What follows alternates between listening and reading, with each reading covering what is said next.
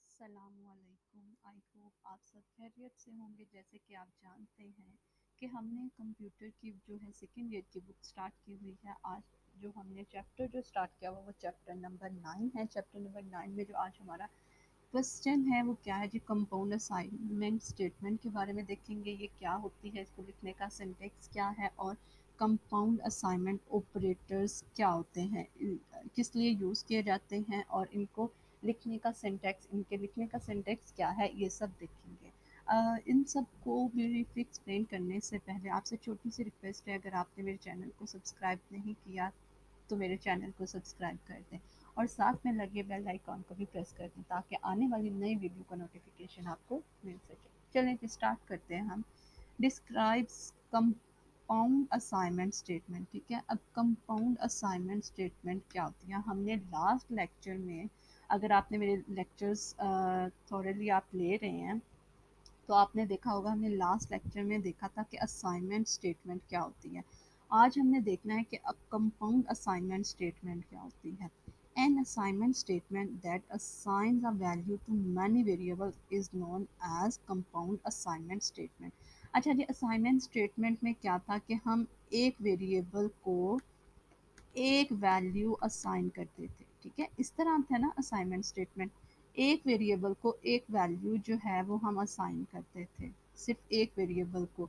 ठीक है, ये हमारे पास जो है ये ऑपरेटर क्या कहलाता था, असाइनमेंट ऑपरेटर। ठीक है, इस इक्वल के साइन को हम कहते हैं असाइनमेंट ऑपरेटर, जो हमारे असाइनमेंट स्टेटमेंट में यूज़ होता है। अब कंपाउंड असाइनमेंट स्टेटमेंट क्या है जी, जब हम एक से ज़्यादा, ये क्या है, मैनी वेरिएबल्स, मतलब हम एक से ज़्यादा वेरिएबल्स को कोई वैल्यू असाइन कर देते हैं। कोई एक वैल्यू जो है वो हम मैनी वेरिएबल्स को असाइन कर देते हैं तो उसे हम क्या बोलते हैं, compound assignment statement. For example, मैंने ये एक दिया था, एक और मैं वेरिएबल इस तरह से ले लेती हूँ, b is equal to A is equal to 10, मतलब b की वैल्यू भी क्या है, 10 है। ठीक है, अब इधर सेमी कॉलन आपने लगाना है। हमारी सी स्टेटमेंट में जो है, सी प्रोग्रामिंग में हर स्टेटमेंट के लास्ट में जो है वो सेमी कॉलन ज़रूर लगता है।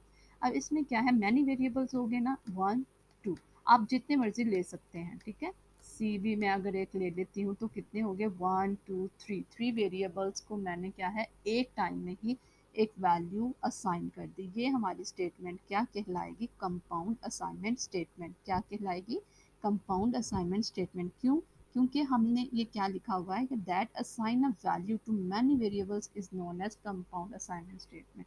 हमने मैनी वेरिएबल्स को जो है वो एक वैल्यू असाइन कर दी है। द असाइनमेंट ऑपरेटर, ये मैंने आपको बताया ना अभी कि ये इक्वल का साइन जो है वो क्या कहलाता है, assignment operator is use in this statement. देख लें, इस स्टेटमेंट में जो है वो इक्वल का साइन यूज़ हो रहा है। जब हम एक वेरिएबल को एक वैल्यू असाइन करते हैं तो वो असाइनमेंट स्टेटमेंट कहलाती है, लेकिन जब हम ज़्यादा, एक से ज़्यादा वेरिएबल्स को कोई वैल्यू, एक वैल्यू असाइन करते हैं तो वो क्या कहलाती है, कंपाउंड असाइनमेंट स्टेटमेंट। एग्जाम्पल देख लें जी, द फॉलोइंग स्टेटमेंट क्या है जी, ए और बी को उन्होंने क्या वैल्यू दे दी है, 10, जो ये हमारी क्या कहलाएगी, compound assignment statement. Assign the value 10 to both A and B. Some examples of compound assignment statements क्या है जी, ये इन्होंने एक और एग्जांपल दिया, X is equal to Y is equal to Z is equal to, इसका मतलब है कि एक्स की वैल्यू भी 10 है, 100 है। ठीक है, एक्स की वैल्यू भी क्या है, 100। हमने इस लाइन को इस तरह भी, इस तरह लिख सकते थे। ठीक है, y की वैल्यू भी क्या है हमारे पास, 100। ठीक है, और z की वैल्यू भी क्या है हमारे पास, 100 है। ठीक है, अब हम ये इतनी लंबी, मतलब बार बार एक ही, हमने y को भी, z को भी, x को भी जो है वो एक ही वैल्यू असाइन करनी है। ये तीन लाइन स्टेटमेंट्स लिखने की बजाय हम क्या करते हैं, एक ही स्टेटमेंट लिख देते हैं और उसमें जो है 100 वैल्यू उन तीनों वेरिएबल्स को दे देते हैं। ये कहलाती है कंपाउंड असाइनमेंट स्टेटमेंट। ठीक है, देख लें, एम को भी 50 वैल्यू देनी थी, एन को भी, तो हमने क्या किया कि कंपाउंड असाइनमेंट स्टेटमेंट के थ्रू जो है इन दोनों को वैल्यूज़ दे दी। ठीक है, कंपाउंड असाइनमेंट स्टेटमेंट की समझ आ गई, जिसमें हम मैनी वेरिएबल्स को जो है वो वैल्यू असाइन कर सकते हैं। नेक्स्ट हमारा क्या है जी, briefly describe compound assignment operators. अब हमने कंपाउंड असाइनमेंट स्टेटमेंट देखी, अब देखते हैं कि कंपाउंड असाइनमेंट ऑपरेटर्स क्या होते हैं? Compound assignment operator, C language provides compound assignment operators. ठीक है, सी लैंग्वेज जो है वो हमें प्रोवाइड करती है compound assignment operators that combine assignment operator. अच्छा जी, ये किस किस का कम्बिनेशन होता है? कंबाइन करती है असाइनमेंट ऑपरेटर को। ठीक है, असाइनमेंट ऑपरेटर हमारे पास कौन सा है? ये इक्वल का जो साइन है ये हमारे पास क्या है? Assignment operator.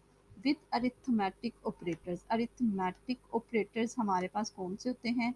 Plus, minus, multiplication, ठीक है, डिवीजन एंड मॉडुलस, ये हमारे पास क्या है? अरिथमेटिक ऑपरेटर्स हैं। ठीक है, इन दोनों के assignment operator with arithmetic operators के को मिला के हम क्या बनाते हैं? Compound assignment operators. ठीक है, अब क्या है जी? Compound assignment operators are used to perform mathematical operations more easily. ठीक है, क्या कह रहे हैं कि कंपाउंड असाइनमेंट ऑपरेटर्स के थ्रू हम क्या है, कोई भी अगर मैथ का ऑपरेशन परफॉर्म करना है तो वो हम इजीली परफॉर्म कर सकते हैं। एग्जाम्पल इसका सिंटेक्स देख लेते हैं जी। पहले सिंटेक्स क्या है? The general syntax of compound assignment operator है।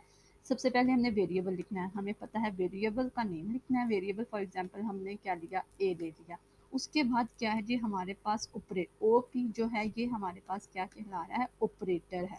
ठीक है, ये क्या है? हमारे पास अरिथमेटिक ऑपरेटर है, मतलब हम यहाँ पे प्लस ले सकते हैं, माइनस ले सकते हैं, मल्टीप्लिकेशन ले सकते हैं, ठीक है, डिवीजन ले सकते हैं, मॉडुलस ले सकते हैं। ये ऑपरेटर का जो ये है ऑपरेटर का वर्ड, ये क्या है? ओपी का वर्ड क्या है? ऑपरेटर है, मतलब वेरिएबल के बाद हमने इनमें से ये अरिथमेटिक ऑपरेटर्स में से कोई एक ऑपरेटर यूज करना है। ठीक है, उसके बाद क्या आएगा? एक्सप्रेशन। ये फॉर एग्जांपल मैंने इसके बाद क्या यूज कर दिया? ऑपरेटर प्लस का यूज कर दिया। ठीक है, उसके बाद क्या? इक्वल का साइन यानी कि असाइनमेंट ऑपरेटर।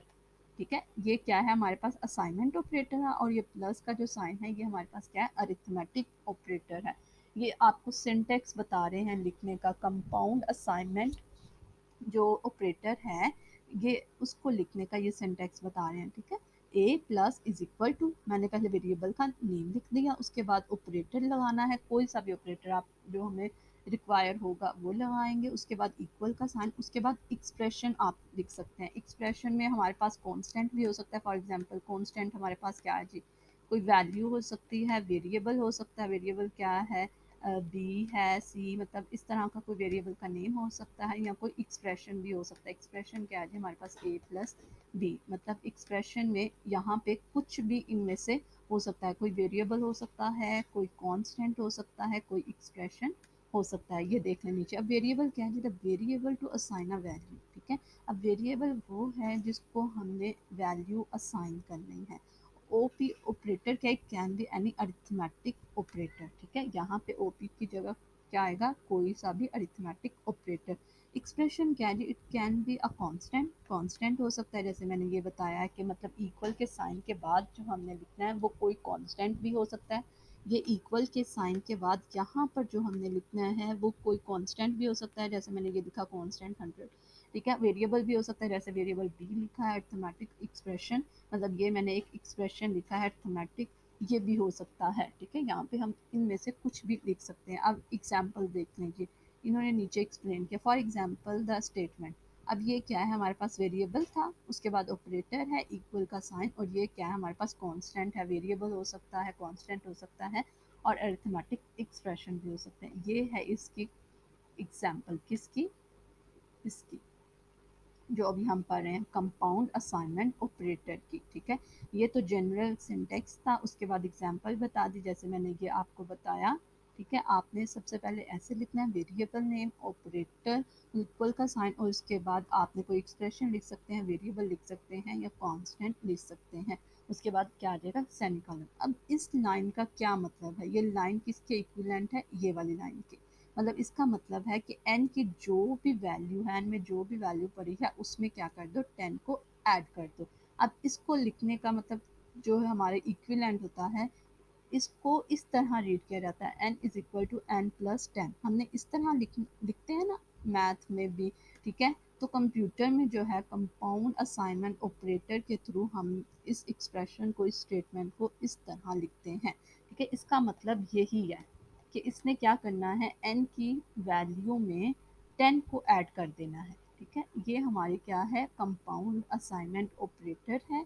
ठीक है, जिसके थ्रू हमने ये स्टेटमेंट भी किया, और इसको सिंपल लिखें तो ये इस तरह आता है, n is equal to n plus 10। एक और एग्जांपल ले लेते हैं। फॉर एग्जांपल ये है a माइनस, अगर मेरे पास इस तरह जो है कंपाउंड असाइनमेंट ऑपरेटर है, इज इक्वल टू, इधर अगर मैं 100 ले लेती हूँ। ठीक है, अब इस लाइन का क्या मतलब है कि ए की वैल्यू में ए की जो ए वेरिएबल है उसमें जो भी वैल्यू उसको माइनस कर दो 100 से। ठीक है, अब इसका इस लाइन का क्या मतलब होगा, A is equal to A minus 100। ठीक है,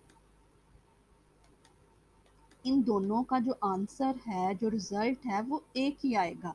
ठीक है, ये कह रहे हैं ना इक्विवेलेंट टू, मतलब इसको लिखने का तरीका, हम इसको इस तरह भी लिख सकते हैं और इसको इस तरह भी लिख सकते हैं। जो कंपाउंड असाइनमेंट ऑपरेटर में हमें सिंटैक्स बताया गया है उसको इस तरीके से लिखना है। ठीक है, उसके बाद क्या है जी, both statements are equivalent and perform the same operations. कह रहे हैं कि ये दोनों जो हमारे पास स्टेटमेंट्स हैं वो इक्वल हैं, एक जैसा जो है वो रिजल्ट प्रोड्यूस करेंगी। ठीक है, both statements add 10 in current value of n। ठीक है, बोथ स्टेटमेंट, दोनों स्टेटमेंट क्या कर रही हैं कि n की वैल्यू में 10 को ऐड कर रही हैं। उसके बाद क्या है, all other mathematical operators can also be combined with assignment operators. कह रहे हैं कि हम जो है दूसरे ऑपरेशंस भी परफॉर्म कर सकते हैं असाइनमेंट ऑपरेटर के थ्रू। ठीक है, उनको कंबाइन करके। अब देख लीजिए एग्जांपल्स उन्होंने कितनी ज़्यादा दी हुई हैं। इसमें क्या जी, a plus is equal to 10, इसको इक्विवेलेंट, ये किसके इक्विवेलेंट है, a is equal to a plus 10 के। a minus is equal to 10, a is equal to a minus. इस तरह जो है इस स्टेटमेंट को हम इस तरह लिखते हैं। ठीक है, इसका क्या मतलब है कि ए की वैल्यू में 10 को माइनस कर दो, ए की जो भी वैल्यू उसमें 10 को माइनस कर दो। इसमें क्या जी, ए की जो भी वैल्यू उसमें 10 ऐड कर दो, ए की वैल्यू में 10 से मल्टीप्लाई कर दो, ए की जो भी वैल्यू उसको 10 से मल्टीप्लाई कर दो, ए में जो भी वैल्यू है उसको 10 से डिवाइड कर दो, और ए में जो भी वैल्यू है उसको क्या कर दो, 10 का मतलब उसका मॉड्यूलस ले लो। ठीक है, अगर इस लेक्चर में आपको किसी बात की भी समझ नहीं आई तो आप कमेंट सेक्शन में मुझसे पूछ सकते हैं। दुआओं में याद रखिएगा। अल्लाह हाफिज़।